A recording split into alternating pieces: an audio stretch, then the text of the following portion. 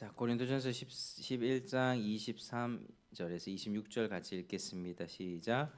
내가 너에게 전한 것은 주께 받은 것이니 곧 주 예수께서 잡히시던 밤에 떡을 가지사 축사하시고 떼어 이르시되 이것은 너희를 위하는 내 몸이니 이것을 행하여 나를 기념하라 하시고 식후에 또한 그와 같이 잔을 가지시고 이르시되 이 잔은 내 피로 세운 새 언약이니 이것을 행하여 마실 때마다 나를 기념하라 하셨으니 너희가 이 떡을 먹으며 이 잔을 마실 때마다 주의 죽으심을 그가 오실 때까지 전하는 것이니라. 아멘. 자, 오늘 말씀은 이제 성찬식을 제정하시는 그 내용입니다. 교회에서는 이제 세례와 성찬식을 주님이 제정하신 두 가지 거룩한 예식으로 우리가 지킵니다. 근데 천주교에서는 7개를 지킵니다.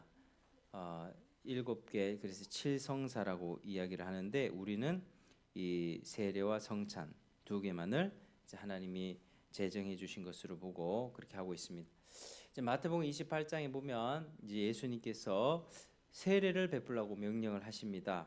그러니까 부활하신 뒤에 제자들은 모은 다음에 하늘과 땅과 모든 권세를 내게 주셨으니 너희는 가서 모든 족속으로 제자 삼고 아버지와 아들과 성령의 이름으로 세례를 주고 내가 너에게 분부한 모든 것을 가르쳐 지키게 하라. 볼지어다 내가 세상 끝날까지 항상 너희와 함께 있으리라 말씀하셨습니다. 그러니까 세례를 베풀라고 정해 주신 분이 바로 예수님이십니다. 그래서 어떻게 세례를 주실 것과 또 세례의 뜻을 다 가르치시고 그렇게 하라고 명령하심으로써 세례의 제도를 만드신 것인데 세례를 이렇게 처음부터 우리 주님이 만드셨다는 것을 알 수 있습니다. 자, 그리고 성찬식은 오늘 본문의 말씀처럼 이 잡히시던 밤에 제정하셨습니다. 이 내용은요, 성찬식 마지막 만찬, 6월절 만찬을 뗀 장면은 마태, 마가, 누가, 요한복음의 모든 복음서에 다 나옵니다.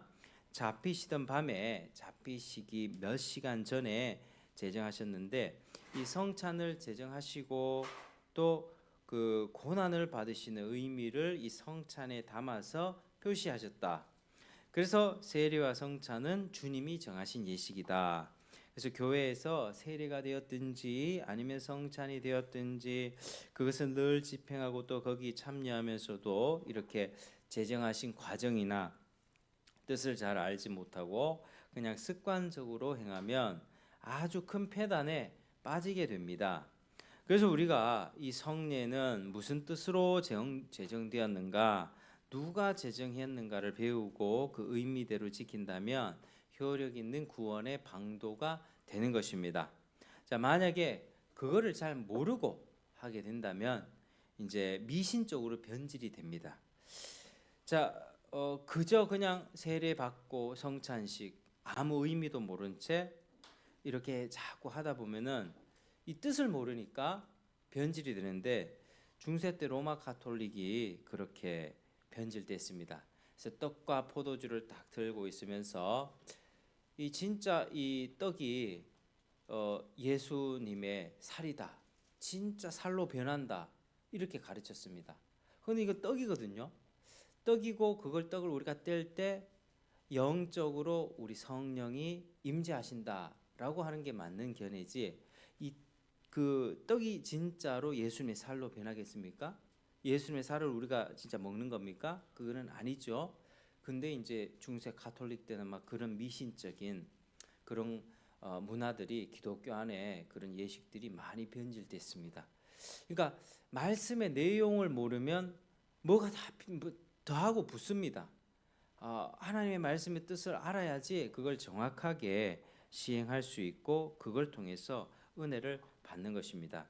그래서 종교 개혁자들이 진리를 밝혀내서 복음의 빛을 비추고 그 미신적인 의식들 다 기억하고 말씀 중심으로 회복시키셨습니다.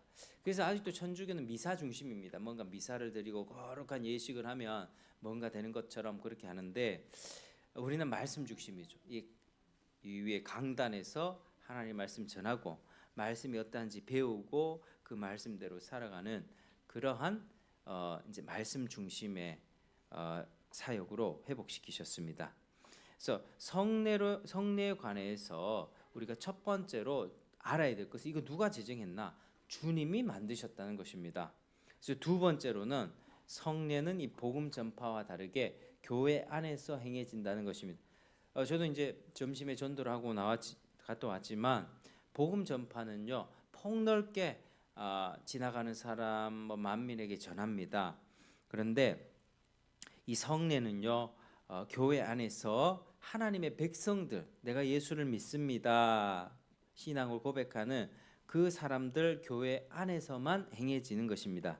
세례도 그렇고 성찬도 그렇습니다. 그래서 믿지 않는 사람과는 상관이 없는 것이고요. 그래서 주님께서 이것을 만드셨을 때는 교회 안에서 행해지도록 제정하신 것이고, 그리고 세상이 끝날 때까지 여기 보니까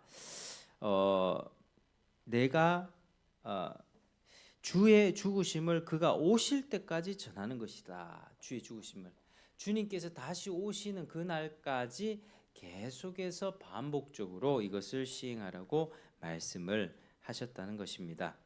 자, 그리고 우리가 세례를 제정하셨던 대위임령 끝에 보면 내가 세상 끝날까지 너희와 항상 함께 이르리라 하셨죠. 주님이 친히 행하신다는 뜻입니다. 그러니까 성찬식을 교회에서 행하고 세례를 행할 때 그 사람이 행하고 사람이 받는 것이 아니라 주님이 사람을 통해서 하신다는 것입니다. 그리스도께서 함께 하셔서 그것을 효과 있게 만든다. 그래서 그리스도께서 항상 살아계시고 우리와 함께 계셔서 그 일을 친히 본 뜻대로 집행하지 않으시면 성례는 아무런 소용이 없다는 것입니다. 이런 말씀도 마찬가지입니다. 아무리 바른 말씀을 전했다 해도 성령이 그 말씀 가운데 역사하지 않으면요, 그 말씀은 사람들이 다 내팽개쳐 버립니다. 안 믿는다. 하나님 어딨냐? 복음이 뭐냐? 천국과 지옥이 어딨냐? 사람 다 팽개치죠. 근데 성령이 말씀을 사용하면 그 말씀이 그 사람의 심령에 심겨지도록 역사하시거든요. 그래서 성령이 역사하지 않으면 사람들이 회개하고 하나님께로 오는 일이 없다는 것입니다. 어떤 유명한 연설가가 나와가지고 연설해서 감화를 받듯 그런 감화는 받을 수 있습니다만은 참으로 회개하고 하나님 앞에 새 생명을 얻고 하나님의 백성이 되는 일은 오직 성령만이 하십니다. 그래서 여러분, 저도 이제 말씀을 전하는 입장이 있지만 말씀을 잘 전하는 것 이상으로 중요한 게 그 말씀을 성령님 사용하여 주셔서 한 사람 한 사람의 마음에 씨가 심겨지게 도와주시고 열매를 맺을 수 있도록 도와주십시오라고 성령의 도우심을 구하는 기도가 더 중요하다는 것입니다. 그래서 성령 하나님의 역사가 있어야만 효력이 있고 이 성찬식 세례식도 주님이 제정하신 대로 집행할 때 성령이 역사하셔서 효력 있는 구원의 방도가 되게 하십니다. 그래서 주님이 그것을 사용하시기 때문에 효과가 있다는 것입니다. 자, 그래서 우리는 간단히 또 설명하면 정리를 해보면 성례는 주님이 제정하시고, 자, 한번 따라하시겠습니다. 성례는 주님이 제정하시고, 성례는 주님이 제정하시고, 세상 끝날까지 주님이 함께 하셔서, 세상 끝날까지 주님이 함께 하셔서 그것을 친히 행하신다. 친히 행하신다. 자, 그래서 주님은 성례를 행하게 하시고 성례를 통해서 은혜를 주신다는 것을 알아야 되는 것입니다. 주님이 이 성례의 주관자가 되십니다. 오늘 고린도전서 11장 26절 주의 죽으심을 그가 다시 오실 때까지 전하는 것이다. 교회는요, 주님 다시 오실 때까지 교회가 수가 크든 적든 주님 믿는 백성들의 모임은 끝까지 갈 겁니다. 주님 다시 오실 때까지. 근데 그때까지 성찬이 집행될 것이다 라고 하는 것입니다. 그래서 세례도 그렇고 성찬도 그렇고 이제 세례는 예수와 함께 죽고 사는 것을 하죠. 죄를 씻고 새 사람으로 태어난다는 것을 의미하죠. 그것을 계속해서 전하는 것입니다. 성찬을 통해서 예수님의 그 피와 살이 나의 영혼의 양식이 되는구나. 이것을 날마다 그 의식을 할 때마다 계속해서 우리가 배우는 것입니다. 그 메시지를 듣는 것입니다. 그래서 주님이 자기 백성을 위해 십자가에 죽으셨고 그분이 우리에게 생명을 주시고 영적인 양식을 주신다는 사실을 사람들이 볼 수 있게끔 하는 그 형식으로 감각으로 알 수 있도록 표시하여 세상 끝날까지 전하는 것입니다. 하나님께서는 지금 하늘에 계시지만 이런 거를 사용하셔서 구원의 은혜를 그 백성에게 계속해서 끼치기를 원하십니다. 그래서 우리 하나님의 뜻이 바로 그것입니다. 어떻게 하면 구원의 은혜를 계속 말씀을 통해서 성례를 통해서 보여주고 예수님의 그 십자가의 은혜, 죽음과 새 생명의 삶 이런 것들을 보여주는 것입니다. 자, 여러분 이 성례는 이 독특한 것이 이렇게 보이는 형식이 있다는 거죠. 뭐 성례, 포도주와 물, 또 세례식 같은 경우는 이제 물을 준비하는 것이고, 우리가 성례를 행하면서 하나님의 말씀을 배워야지만 은혜를 받습니다. 그래서 성례는 보이는 말씀이라 할 수 있는데 성령께서 하나님의 말씀을 쓰셔서 우리를 구원하신 것과 같이 성령께서 이 성례를 쓰셔야 은혜를 받습니다. 여러분 근데 이제 잘못 생각하는 경우가 있습니다. 그냥 우리도 이제 다음 주에는 우리 아기 그 유아 세례도 하게 될 텐데요. 그냥 뭐 내가 세례 받았다, 물로 머리에 뿌렸다, 이거를 했다고 자동적으로 구원받는 건 아니거든요. 자동적으로 뭐 되는 게 없습니다. 그냥 뭐 아무 생각 없이 포도주와 떡을 받았다 해서 그냥 은혜가 부어지는 거 그거 절대 아닙니다. 그 기계적으로 생각하는 거 아닙니다. 이게 무슨 성례 자체에 무슨 효력이 있어 성례식 때 쓰는 뭐 포도주하고 포도주스나 빵이 있잖아요. 그걸 찢어가지고 아니면 잘라서 이렇게 뭐 나누고 하는데 그거 자체에 무슨 마술 같은 힘이 있어가지고 그거 먹으면은 갑자기 내 믿음이 좋아진다든지 이런 거 아니라고. 그렇게 생각하는 거는 아주 잘못 생각하는 것이고 무엇보다도 그걸 참여할 때 내가 믿음으로 참여하는 것. 이것은 예수님의 몸과 예수님의 피를 의미하는구나. 그분이 나를 위해 모든 물과 피를 쏟으셨고 자신 인생을 내주셨구나. 그분을 인하여 내가 생명을 얻는 거구나. 이걸 골똘히 생각하며 받을 때 은혜가 되고 하나님이 그 가운데 역사하셔서 믿음을 더해 주신다는 것입니다. 그래서 믿음이 필요한 것이죠. 믿는 것에서 은혜 받습니다. 내가 이걸 행했을 때 그 약속하신 하나님이 그걸 통해서 은혜 주시겠다. 그걸 믿는 것에서 은혜를 받는다는 것입니다. 그래서 자신의 마음을 살피고 예식에 참여해야 됩니다. 내가 과연 예수 믿는 사람인가? 믿음으로 사는 사람인가? 내가 창조주 하나님 앞에 죄를 지었고 또 멸망할 수밖에 없다는 것을 인정하는가? 예수께서 그런 나를 위해서 큰 고난과 죽임을 당하였다는 것을 알고 회개하고 하나님 앞에 믿음으로 살아가는가? 마음을 살피는 게 굉장히 중요합니다. 만약 그렇게 마음을 살피지 않고 한다면 오히려 그 예식은 자기의 죄를 먹고 마시게 됩니다. 따라서 성찬은 기계적으로 은혜를 주는 것이 아니라 주님이 친히 은혜를 베푸시는데 사람이 거기에 믿음으로 참여해야 한다는 진리를 그렇게 가르치고 있습니다. 자, 오늘 말씀을 한번 맺어보겠습니다.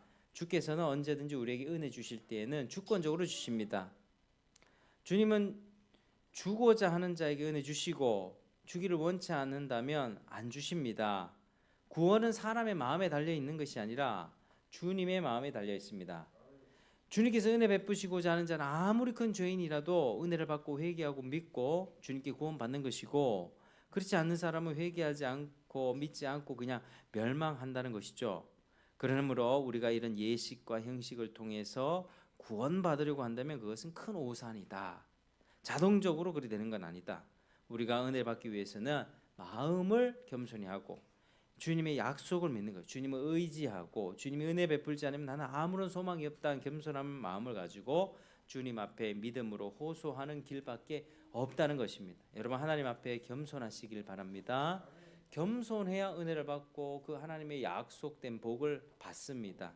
겸손해야 합니다. 나는 아무런 소망이 없다. 나는 주님 아니면은 정말 안 된다. 절박함이 있을 때 하나님이 은혜를 주신다는 것이죠. 자, 91문 바로 그런 내용입니다. 우리 91문을 같이 한번 읽어보겠습니다. 91문. 자, 주보 안쪽에 91문. 자, 시작. 문. 시작. 성례가 어떻게 효력 있는 구원의 방도가 됩니까? 답 시작. 성례가 효력 있는 구원의 방도가 되는 것은 성례 자체나 성례를 행하는 사람에게 어떤 덕이 있어서가 아니고 오직 그리스도의 복 주심과 믿음으로 성례를 받는 사람 속에서 그리스도 성령께서 일하심으로 됩니다. 아멘. 기도하겠습니다. 자, 하나님 아버지 감사드립니다. 우리가 오늘 성례가 하나님의 효력 있는 구원의 방도가 된다는 것을 배웠습니다. 하나님 아버지, 우리가 믿음으로 참여할 때, 믿음으로 자신을 살피고 하나님의 약속을 붙들면서 겸손하게 나아갈 때 은혜를 주신다는 사실 다시 한번 배웁니다. 하나님, 우리 주님 앞에 겸손케 하여 주시옵소서. 주님 앞에 간구하고 정말 은혜를 간절히 사모하며 나아가는 저희들 되게 도와주시옵소서. 예수님 이름으로 기도드립니다. 아멘.